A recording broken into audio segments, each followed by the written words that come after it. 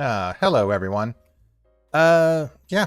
Today we're gonna do another Artcast. I've just got a new setup on my computers. I know I'm constantly working on that, but I just decided to test this out. Let's see. I'm going to set this on about.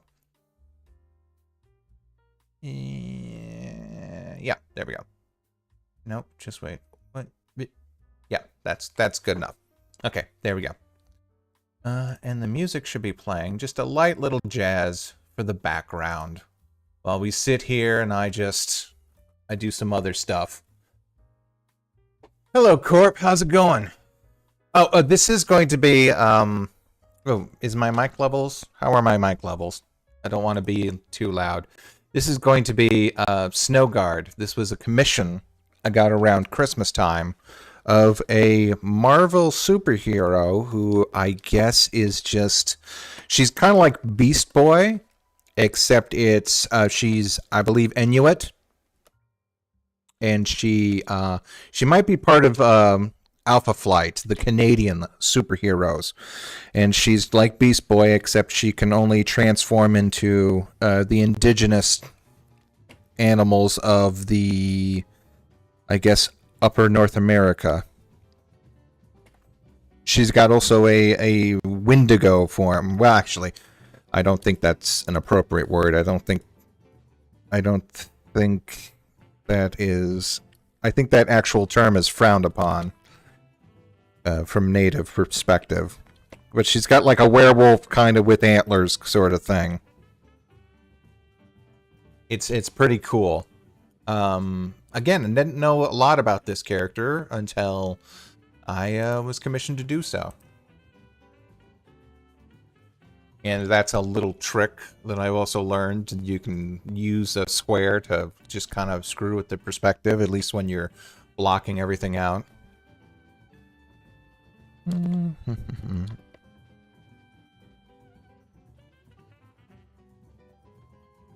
With the holidays done, and I use some of my present money to upgrade a bunch of equipment so I can kind of move things out into my second office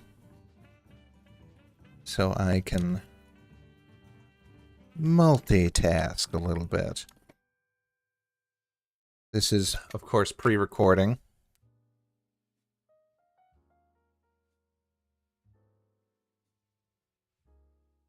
And then while I'm working on the pre-recording, I'm working on something else for another video. Hopefully I can get things picked up schedule-wise.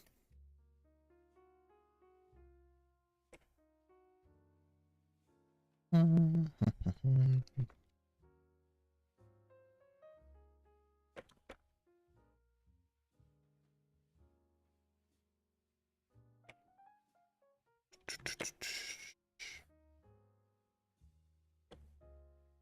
then there's always something to do.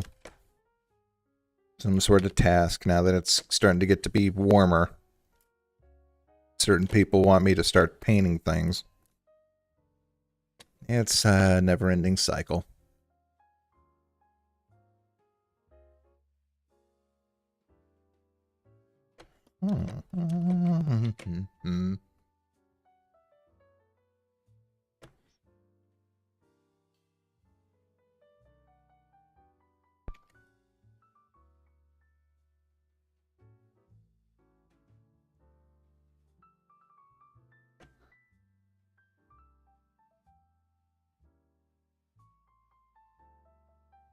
Trying to think of things to say. I'm just kind of waiting for prompts. Oh yeah, definitely. I'll be able to, with upgraded equipment, I can stream during the day now. I usually had to wait until I got home to do that. And now I can hopefully get some streams in the middle of the day. Don't have to wait until the middle of the night. Or at least 7 o'clock when most of you guys are... I think I have quite a bit of following that is over there, and you know, for some reason I've got a bunch of people in Sweden that really like my work, and you guys are all asleep while I'm streaming. most of the time.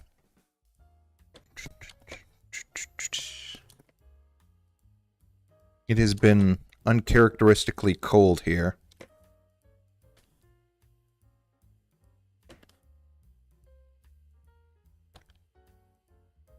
Which is good, because that means I can get more work done. Out in places.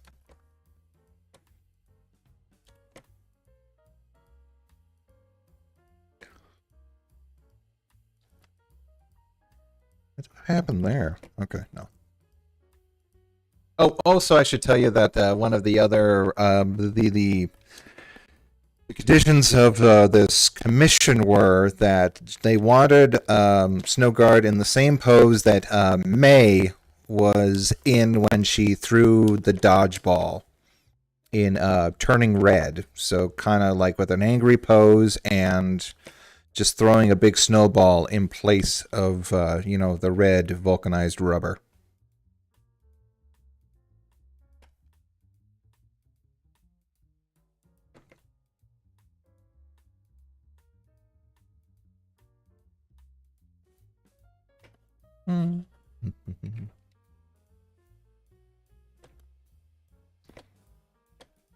I saw this technique of using the reds and blues to kind of build up the form.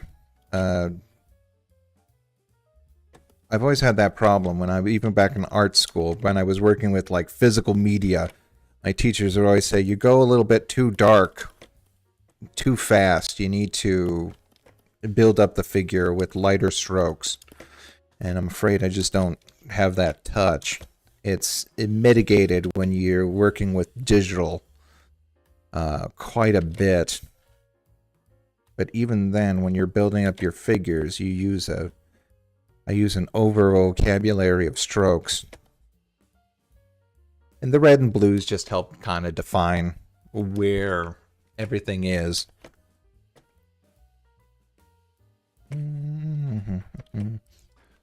Oh, I'm getting a knock on the door.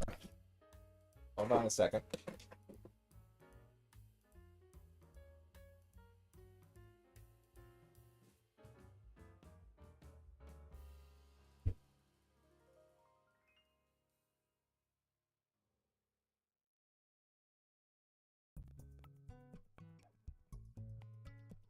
Nobody.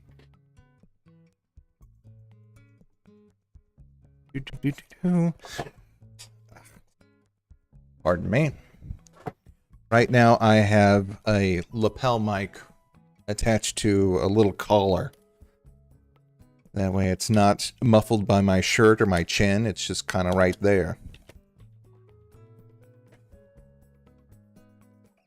It's a collar I got from Walmart. It originally had a little, it still has it. It's got a one of those clamps that hold down phones and stuff. It's meant to be like an extremely cheap version of a GoPro kind of handle rack thing.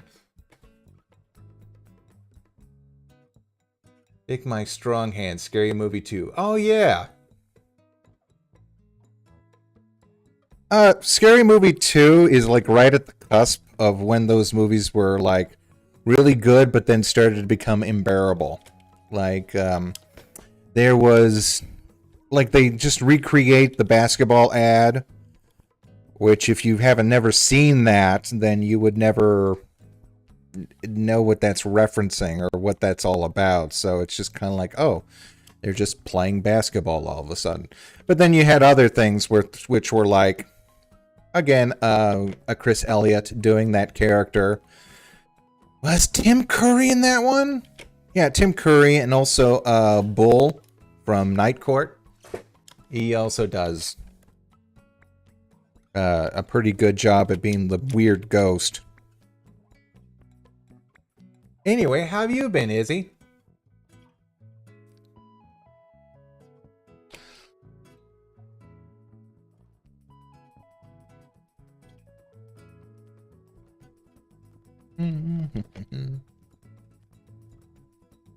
What was I saying? Oh yeah, I got like a little GoPro, and it's like a collar around my neck.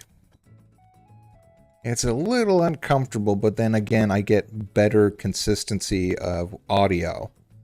Unless, of course, I turn my head all the way up, away from it. Like I just did there.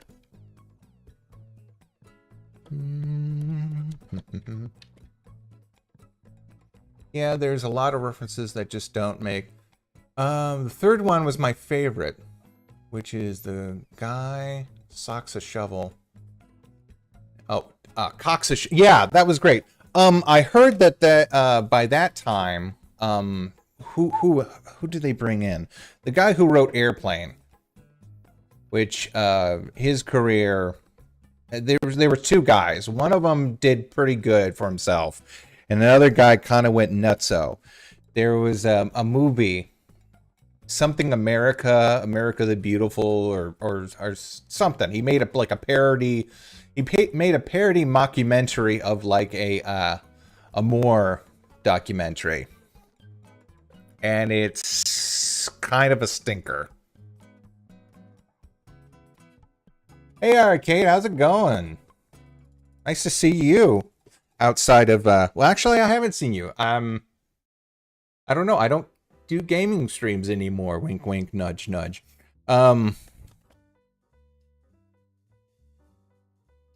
Let's see, the third one. But anyway, the third one had a lot of punch up by the guy who made Airplane and, you know, Naked Gun. And that's how they got Liam Neeson to star as the president.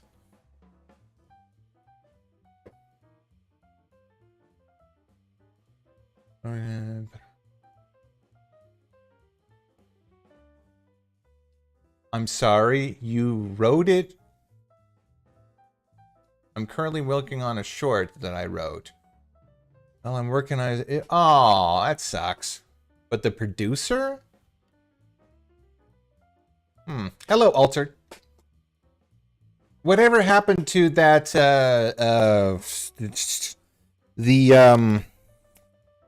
you showed me some of your test animation, and you also did, a stream with it.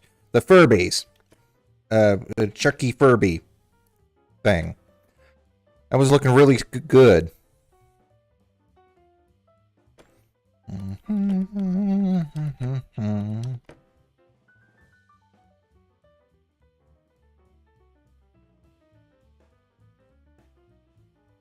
I? No, I'm not. I'm pissing away. Am I? Damn it.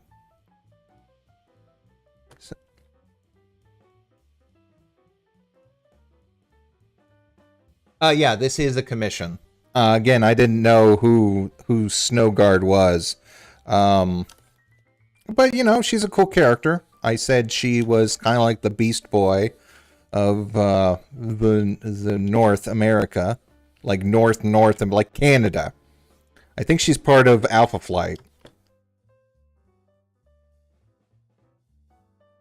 Hello there. Saw your video on the bad guys. Nice. I have to say, it's one of my most visually nicest looking DreamWorks I've ever seen. Okay, you know how I sort of splooged on, well, splurge. I wanted to use that word, and I used that other one. I don't know why I said that. But you know how I got excited about the bad guys? And it's a completely different aesthetic. But I saw Puss in Boots, and if that was like the most beautiful DreamWorks movie I've ever seen, because they've got those painter filters on it all, and it works wonderful. Everything looks like a painting. All the settings look so warm and lived in, and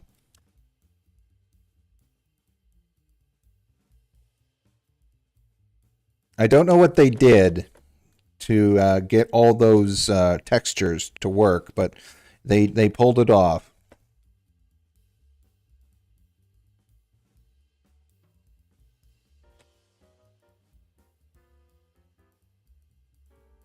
And that comes out Friday as part of a... I'm currently doing an alt solo cut. Right? Oh, that's wonderful, Liz.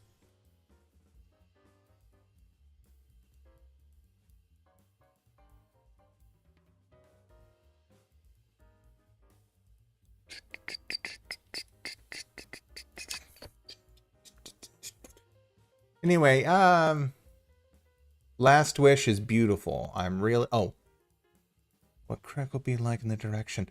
I have no idea. Will there be another Shrek movie? Are they actually... Now, this is just a rumor. I heard that they were doing a remake. But I don't think that's even possible.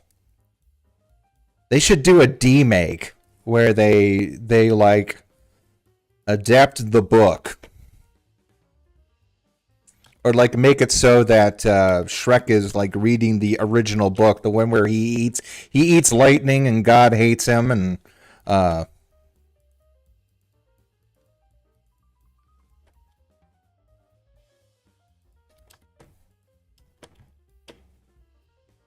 that should just be a short. I'm not saying make that into a movie. The best movie based off of that particular era of books is The Stupids. And by that particular, I'm talking about that specific kind of illustration that was around during like the mid to late 90s. Like the one with the hippos and the Stupids. It was very based off of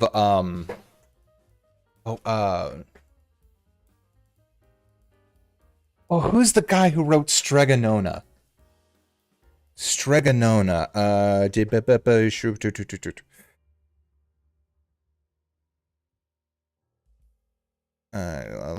DePaulo, something. Timo DePaulo? Tommy DePaulo? Yeah, Tommy DePaulo, American writer. Yeah, Stregonona. And he also like did Pancakes for Breakfast and just eat that particular style of illustration.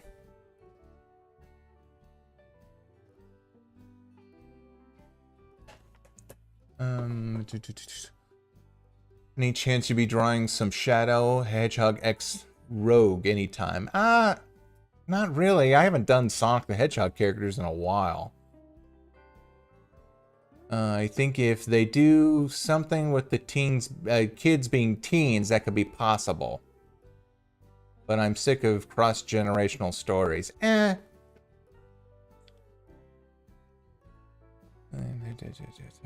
Was Me and My Shadow, was that a DreamWorks production? Or was that a Blue Skies?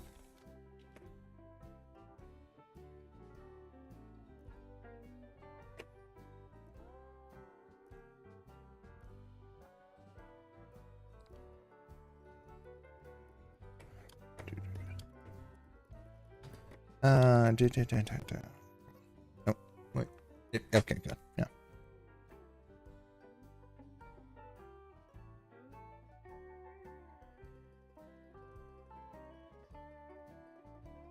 What else would be a good... I was just listening to All-Star because I have it on this mix that I have on YouTube, one of my playlists. And I was just thinking about how that was originally used for Mystery Men. There seemed to be... there should be like... There's a comedy bit in there about Mystery Men being jealous that Shrek is more associated with that than the actual movie. I think it was... They didn't write it for them. Maybe they did write it for the movie. I was going to say they had the music video. Mystery Men appeared in the music video for All Stars. What if they did an updated version of that music video, except it's just like the Shrek characters?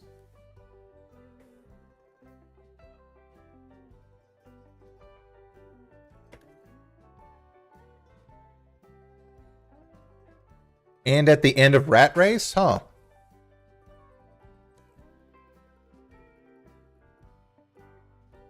Shark Tales was Blue Sky. Shark was DreamWorks. Oh yeah, it was DreamWorks. It feels like a Blue Sky.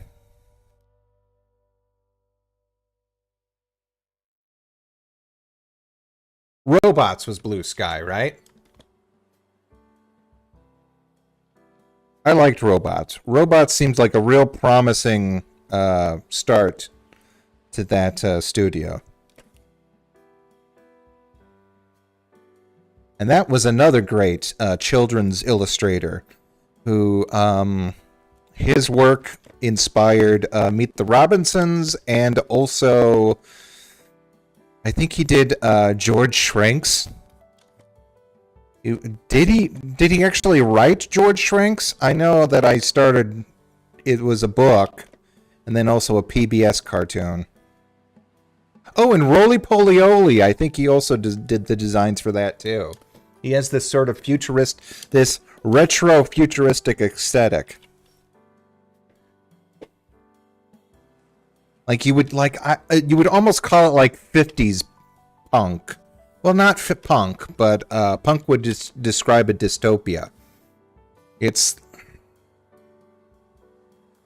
don't know, it's like if the 1950s, like the Jetsons had kept going, in a way. William Joyce, yeah.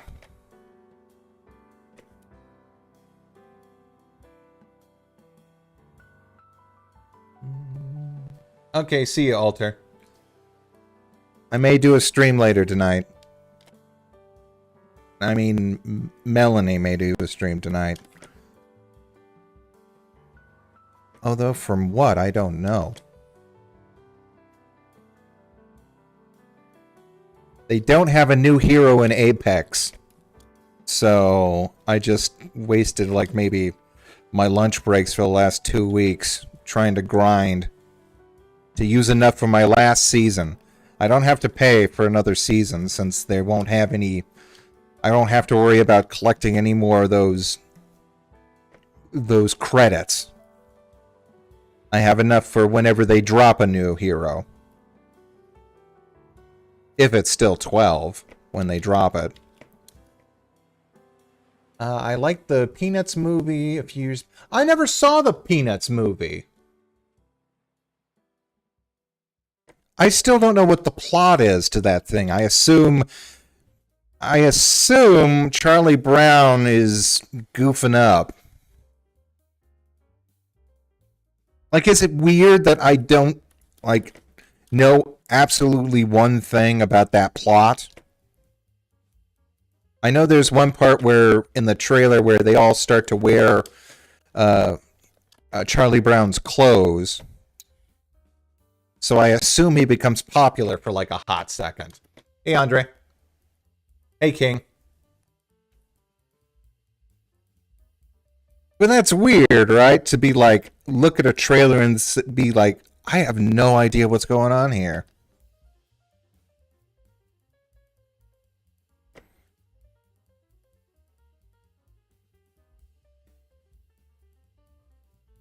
All I know is that they did a good job creating that sort of 2D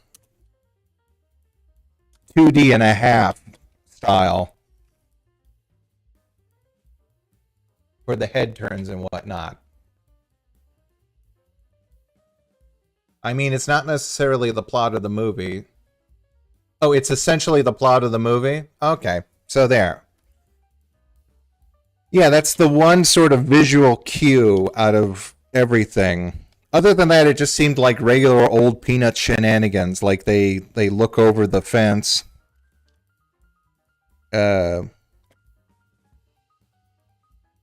Charlie Brown has a thing for a redhead girl.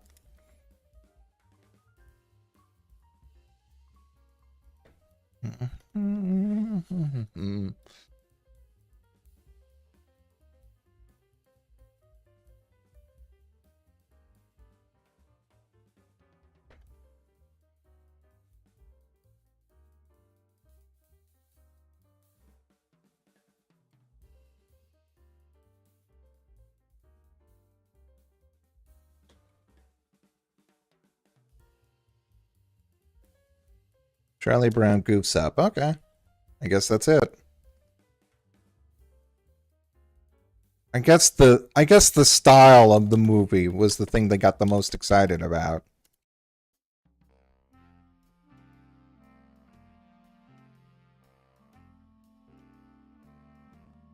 Although there is one movie, and I guess Netflix is now releasing it, begrudgingly. What is it? Nora something? Nomura? I have the actual book. You know, the webcomic that it's based off of.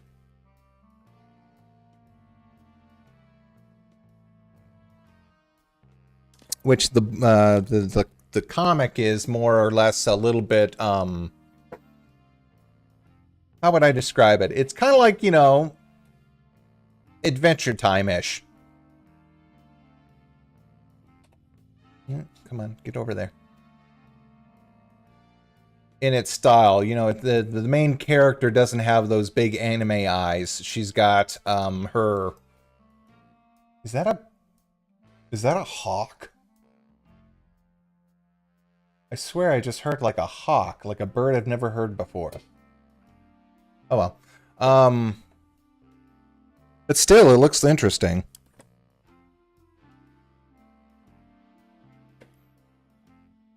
We get them. We get them out here.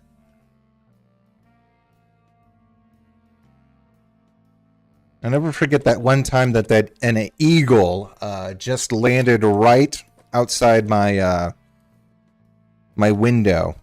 Not landed, just kind of crashed. I think he was trying to get after something. And he just kind of like he looked around hoping like, oh god, did anyone see that? And then just jumped on the little fence a little bit and then took off. It's more or less bits from the Peanuts comic. Okay. But you're trying to oppress the redhead girl. Okay, that's fine. That's good. You met someone that worked on Gumball and appeared on it as himself. As the creator of Bobbert Robot. Oh, cool. Wait, did he actually create Robert?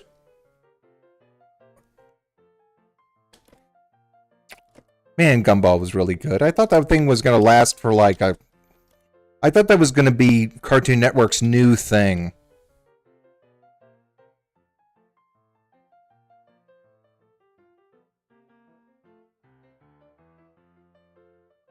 Because it just felt like an old Cartoon Network show. It felt like all those old Cartoon Network promotions where they'd have all the different kind of animated cartoons working together in the office. Like Cartoon City is still probably their best promotional paste. All right. Is there probably their best promotional work.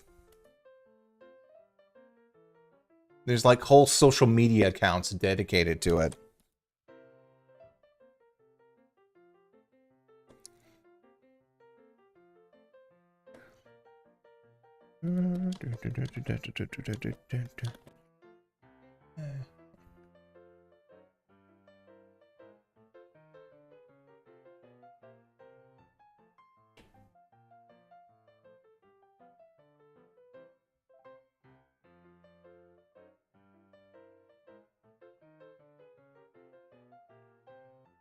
It just appeared as a human behind the robot in an Apple-style advertisement. Oh, okay, I see what you're saying. So have you ever heard about the upcoming independent animated series, Boxtown? No, I haven't. Let me look it up.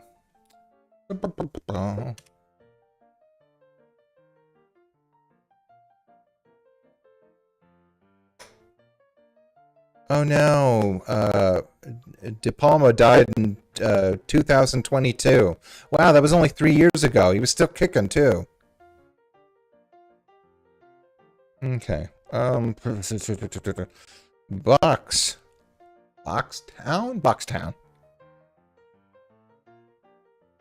An adult animated film noir comedy.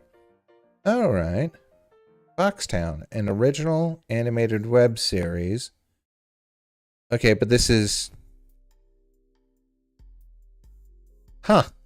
Okay, looks kind of like it was made by the people from... Oh, no, I was going to say Big City Greens, but that's just was a storyboard. Looks like a kid in a mask.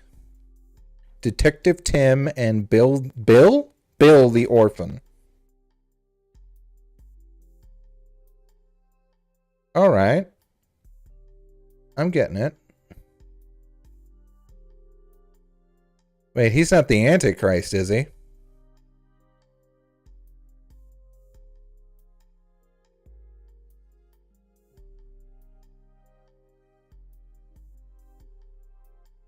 Ooh, cute green hair girl. All right, all right. I'm digging it. I'm digging it. I don't exactly know what what's in store for it, but it looks like it would be pretty cool. They definitely want to like make it adult. And I guess I don't know why anyone wouldn't, like, I don't know why Hulu wouldn't pick this up now or whatever. Hey, Richie. Doing pretty good. Doing pretty good. The Gumball movie is still in the works, just waiting on who wants to put it on their service. That's right. I think Gumball... Is it a French studio production? Which, like, yeah, usually Cartoon Network's good on that, but...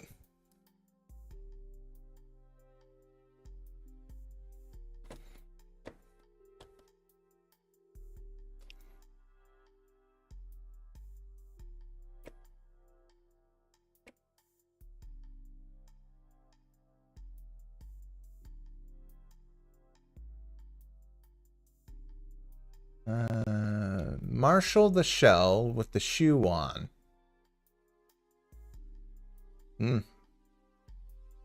European production, of course, of course.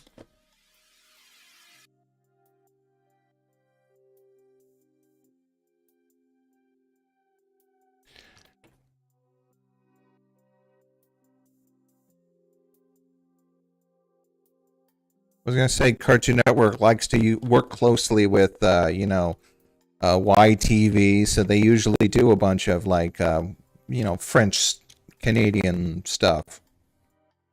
There's sort of this network of French Canadian studios that also work sometimes in, South America on certain projects. The biggest, most successful one I can think of is sort of Cyber. Oh God, what was it? Cyber 6?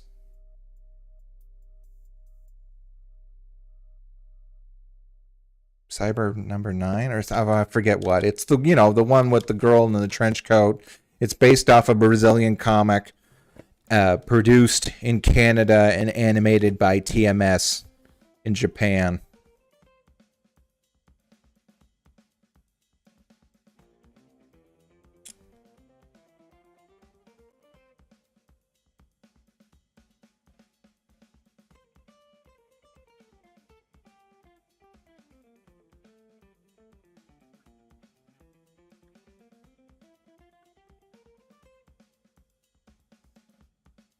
Cyber 6. Okay, thank you, EB.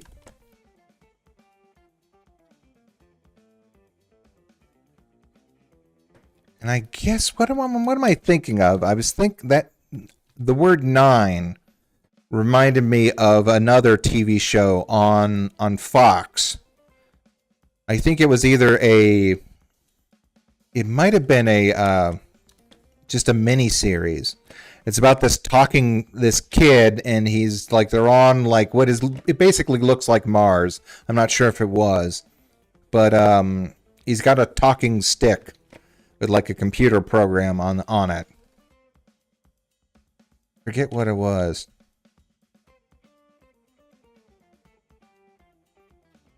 Deep Space? Nah. I still remember seeing a puppy in my pocket out of nowhere on Boomerang back in...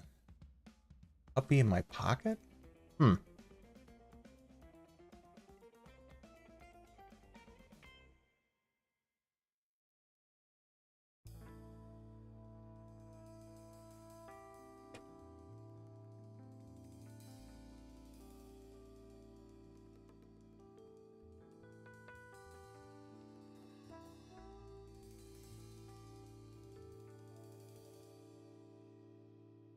Cyber. Yeah, that sounds familiar.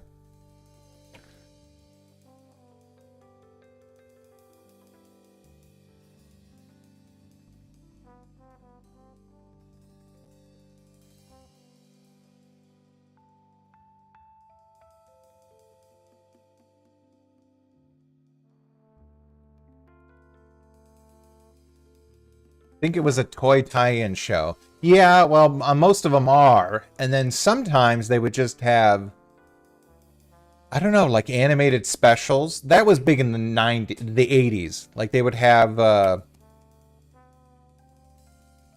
Puppy in My Pocket one. Well, it's still, the statement still stands. Sometimes they would have just animated specials for toys. A Strawberry Shortcake being the most popular one, but then they had like, I don't know, like Petal Palace or something. They were usually associated with girl toys, so that they could just, they wouldn't have to like, I don't know, they would just wouldn't have a whole series. They would just be, you know, just like a commercial, one long commercial. And not even, I guess they didn't feel like they were even worth having entire series based on. Unless they could do the My Little Pony thing, which is started as an animated special and then turned into a TV show.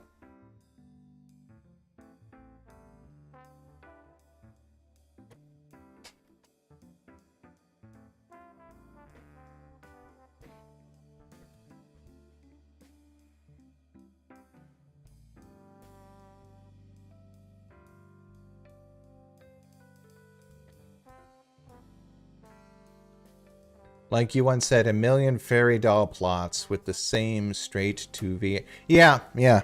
But also, they also had things like Battletoads and was Gym Defenders or something. The one with the it was based off of it was based off the Troll Dolls.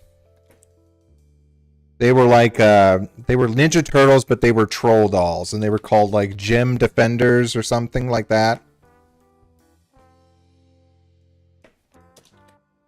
I had a board game of them. Even back then, I was always into Cheap Damage because I remember I got that board game. It was like on discount.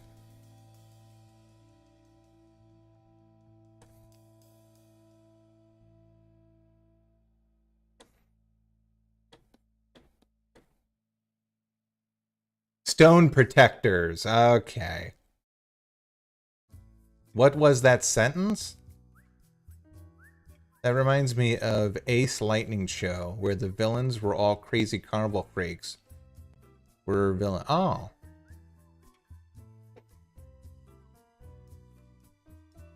Was that a series? I know that they had the Troll Dolls. It was like one of the last things Deke ever did. On before they got bought out by Cookie Jar. They did a show for Troll Dolls where they were cool 2000 teens.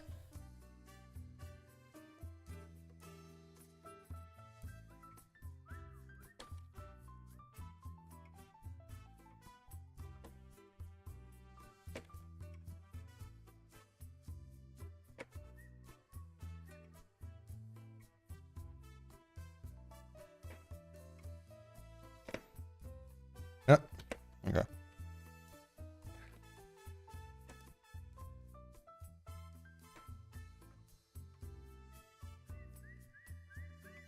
Yeah, that's looking pretty good. She's got a good little hoodie going on. I remember the one toy that was both boys and girls. It was called Sky Dancers, and then the boys had dragonflies. Yep, I remember that.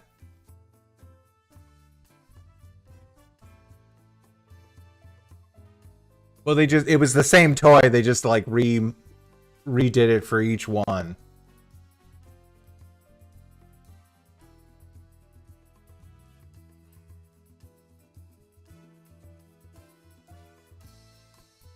if I remember correctly, I think Sky Dancers did better. No, I mean, like, actually, like, from an engineering perspective, because they didn't add all this extra crap to it. Like, the dragonflies had extra, like, I think they were bigger honking plastics. Like, the dragonflies, they were just like flowers that they're like, you know, Beyblade things where you just had to go shh, and then they took off. I think that they had to strap on a bunch of dragon parts or bug parts to the dragonflies, and that sort of made it not work so well when you try to rip it.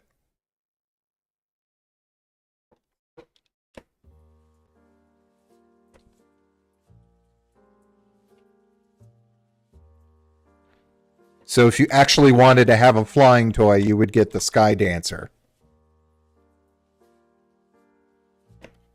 Or boys would just play with the Sky Dancer toys, even though it was a girl's toy. Like, they would go play with the girls.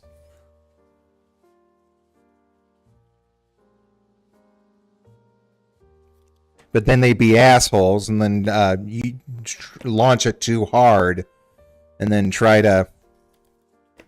and then just lose them.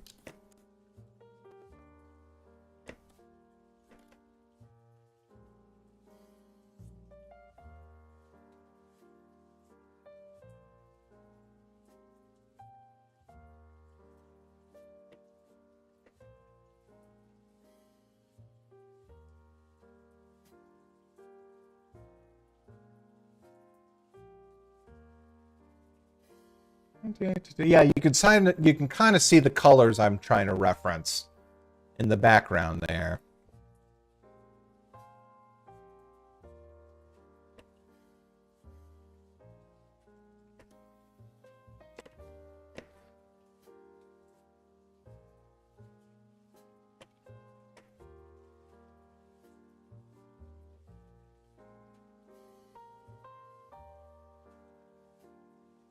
That's not gonna work. Okay, just wait.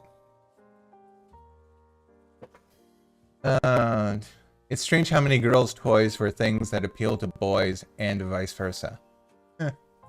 Hey, Alex. How you doing? That one video where they launched it too close to the roaring fireplace. Oh, is that some sort of viral video?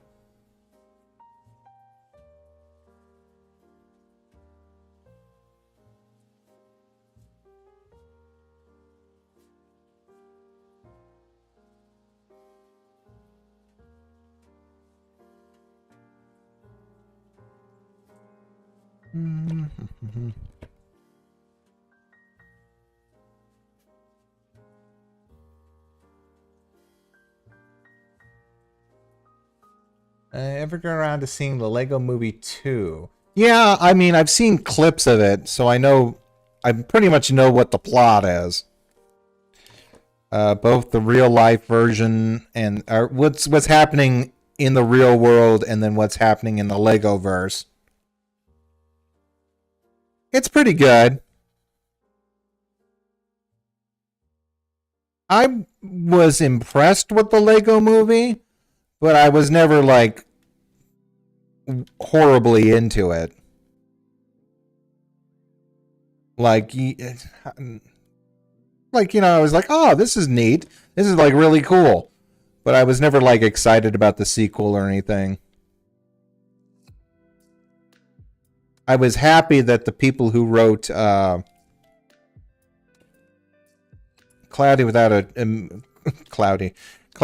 Chance of Meatballs were still working. They also, you know, they work with Sony. I think they did some Spider-Verse stuff. They definitely, or was that just a promo for the return of Clone High? Pretty good. Been rewatching Vox. Ever seen Vox? It's pretty good. You know what? I haven't. I think I seen one clip where they have Bill Dauterive as a professor. And I don't mean that. I mean the voice actor who does Bill Dauterive. I think he was one of the professors. And I've seen a ton of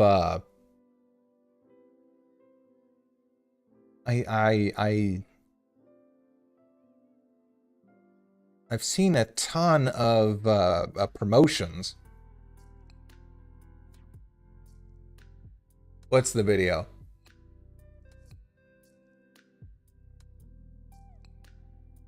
Oh, do you... I don't think you can post links. When it came to D&D, like getting into like the adventure stuff, I tried to get into the McElroy brothers their campaigns, which is pretty good. I only watch their animated shorts though. I can never actually get into it. It's a little bit too dry for me in some cases. I did really get into Harmon Quest, the first season.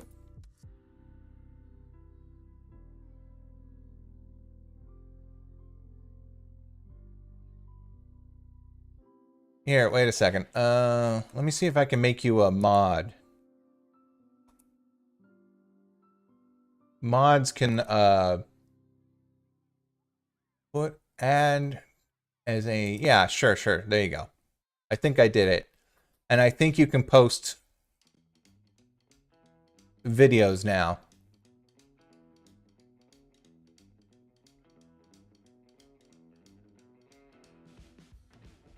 Oh, Stefan Root? Oh, yeah. That's the guy's name. I had to look him up because he was in... He always does that kind of voice. He does the same kind of voice for Gravity Falls, for Amphibia, and he also did it for Velma, which is really weird. Because Velma, his character's clearly based off of Don Knotts. And you'd think he'd be like, oh, well... Oh, geez, Andy. You know, something like that. But he just does his own voice, which doesn't fit the character at all. It's like really too gravelly. I don't know why. If they designed Don Knotts' character, did they not tell him? Did they just say, do whatever voice you want? Velma is broken on like an actual writing and character level.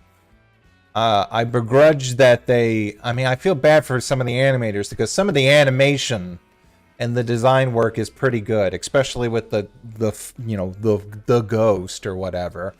And I'm gonna go over that in a side-eye review. I'm working on it now. I didn't know this, but VLC, you can record clips of certain parts.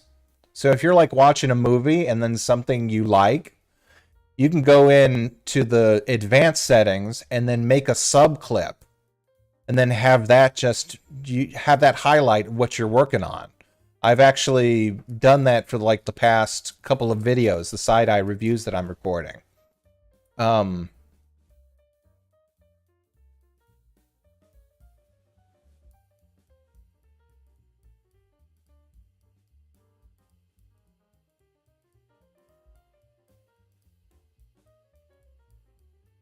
I will say, Daphne has the funniest jokes. Like, when she comes across some bats and she's just like, it's okay, they're just rats with wings. And then she comes across some actual rats and she goes, ooh, ground bats.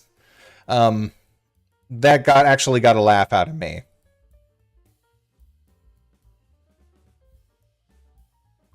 And I like how they did... I don't like Shaggy's main characterization, but I like the fact that he's still like a foodie. And he has a web show dedicated to just all the weird foods.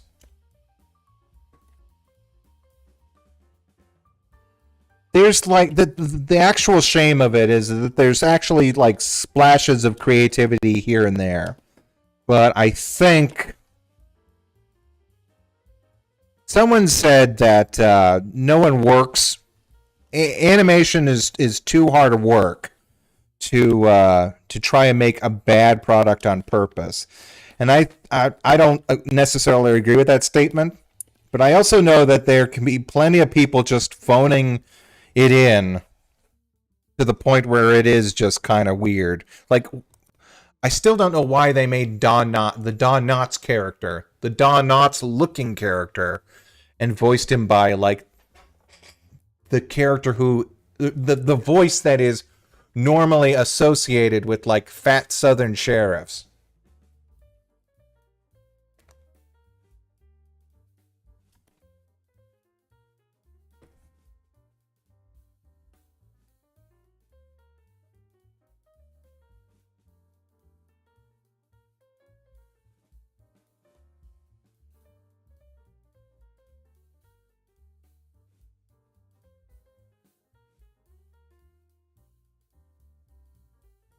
Well, the Vox thing just seems like it's a fantasy series.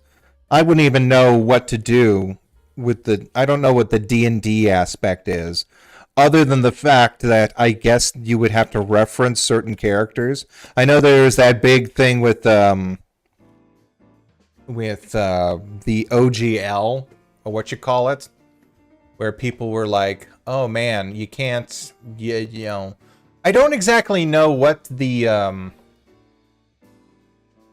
that is or what that entails. I guess it was an open license with D&D, so like people could like use their characters and make their own spells. And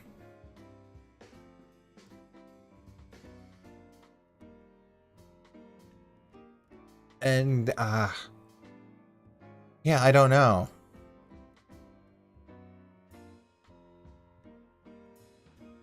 And ironically enough, the people have talked about this more in the know than I have, but they said because it was such an open license, it caused D&D to become very popular, and that's how it got most of its reputation and money.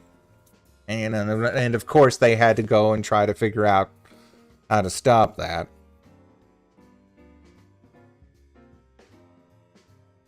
Oh yeah, Velma was the #1 show on HBO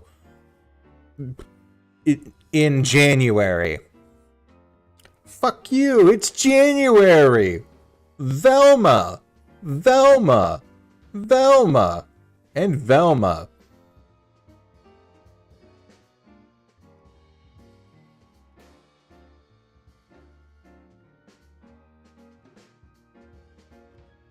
It started as a podcast where voice actors play D&D. Okay, that's pretty good.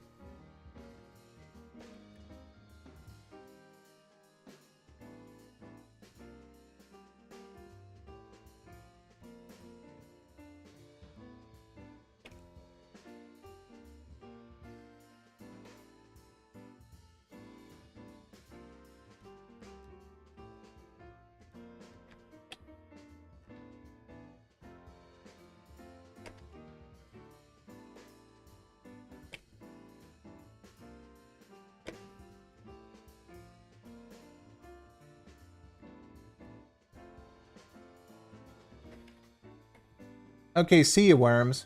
You take care.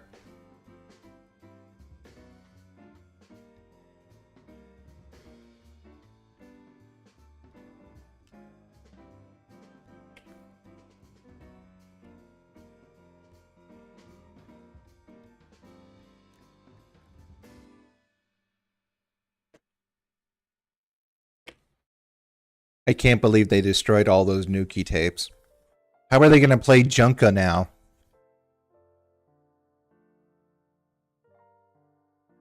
Like, literally, how are they going to play Junka? Are they just going to use, like, blank tapes or what?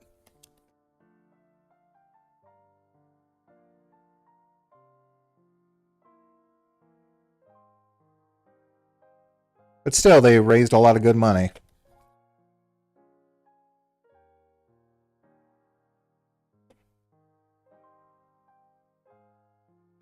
Is anyone actually a Patreon of their channel? Because I'd like to know if they'll have like the full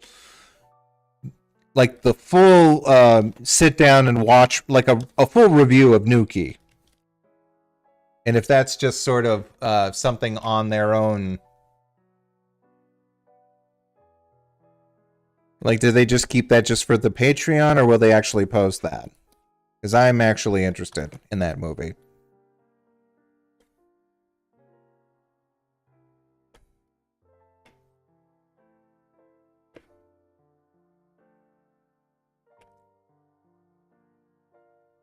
I suppose, why am I asking? I could always look it up myself. Sorry, I'm being lazy. I'm being my parents. Well, my family. I'm being my mom and I'm being my grandma. Can you look it up?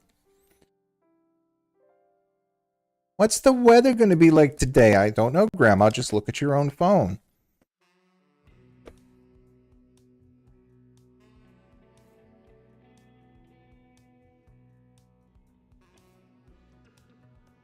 Oh, double toast. Good, good. I like double toast. Yeah, I don't watch them anymore because of just all the shit that went down. But I remember watching the Cinema Snobs review of Nuki.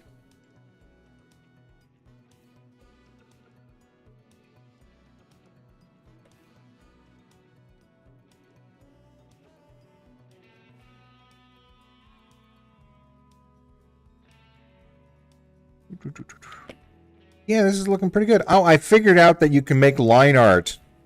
You don't have to color just line art. You can put everything in different layers. And then you can put clipping. And that'll really help speed up making, changing the color of lines much faster. How can I explain this? Whenever I wanted to pull something off like this, what I'd have to do is put the, what'd you call it? The alpha lock on, and then work with the same layer. And that would be tedious because you'd want to change a whole bunch of the line color for a certain area, and you'd have to basically just go over each individual one, like just paint over it. Now I tend to keep the line art on a separate layer in its own folder, the colors in their separate layer. And I don't know. I heard that you can do that. I heard that you can do that. There's a certain website you can do that on. But we'll see.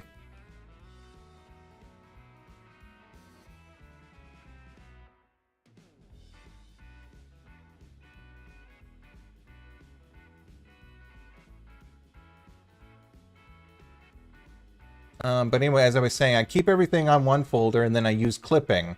And that, I can make huge swatches of just where I want the color to be. And even highlight the colored section on one layer, go back into the line art layer, or rather the clipping layer for the color of the line art, and just hit expand, and then hit fill, and it'll color some of the line. It's not foolproof, but it will color a lot of the areas that I want it to. So that just kind of sped things up and makes it look a little bit nicer.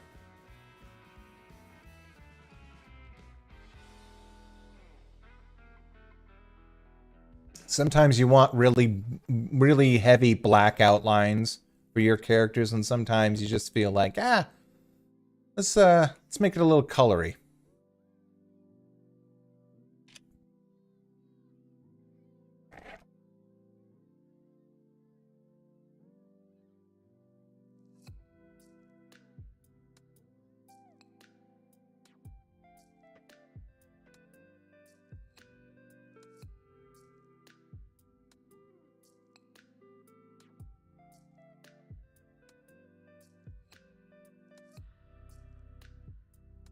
No, thank you. Why wasn't you in the review rumble with Nostalgia Critic? And I wasn't even part of the channel then. By the time I was on the channel, they invited me to work on Suburban. I was invited to work on Suburban Nights, but I just lost some family members. And I had obligations. Let's just say that. Although I did do the title card caricatures, and that was even before I even knew what. I didn't even know what Paint Tool Seiya was or anything. I was working on really bad equipment then, but I managed to get that done. So by the time I actually was involved with that guy with the glasses crossovers, the channel, the website was basically shuttering. I got involved with To Boldly Flee, and that's about it. And I would then later on, I never got really close to anybody. I would then later hear about certain things that were going down. And, yeah. In fact, even then, I just kind of... I was so nervous about my performance, I just stayed in my own hotel room and just kind of went over my lines again and again and again to try and just figure out what would be the best thing to do. I made that Geordie visor, so yeah, I kept it.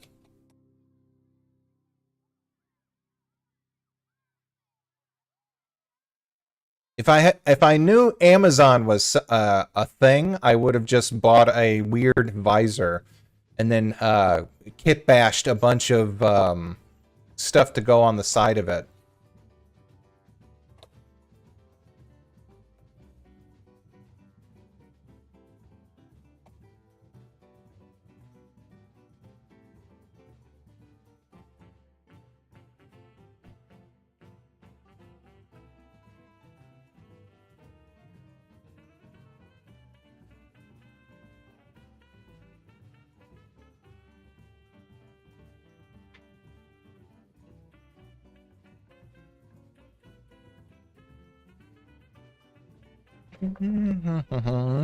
Yeah, I really like how this red snowfield looks, kind of like the sun is just setting.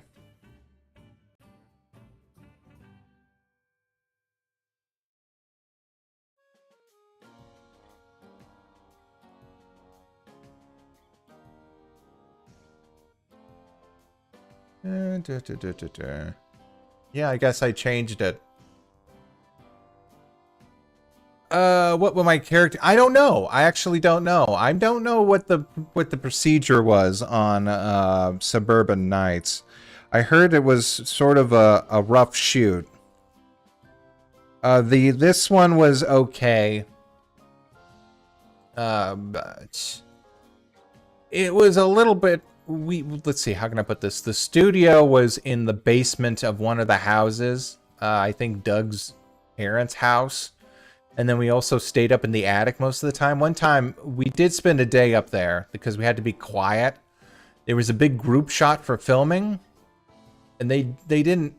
I don't know. They just didn't organize it right. So basically, we all had to sit there for a day waiting for our thing.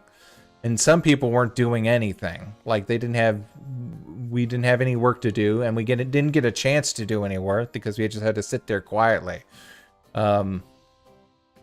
Like on the floor, there was no furniture, it was just carpeted area, and it got hot.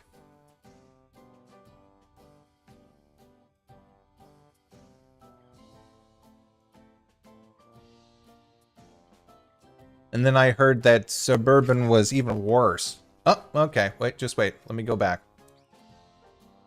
Is that it? Nope. Yeah, okay. Yeah, there we go, that's about it then. Yeah, they were okay. I mean, I could say some stuff. But maybe we'll save that for another day. Okay, this turned out like a pretty good little... Did I ever post this? I don't think I ever did. Shoot. I'll post this after I'm done. I think I did this right after... Was it right before Christmas or after Christmas? I think it was before. Okay, so I got caught up on all the holiday shindiggery. Okay, well, yeah, this worked out great. I got some other work done, and I got to hang out with you guys. Yeah, if I do these, I may do these every other day, and if I do, then it might be around like 2 o'clock or something. That sounds pretty okay. Yeah, until then, I will see you guys later, and we'll We'll figure out what else I can dig through. I've got some more footage somewhere. Anyway, yeah, everybody, I'll see y'all later. You take care. Bye-bye then.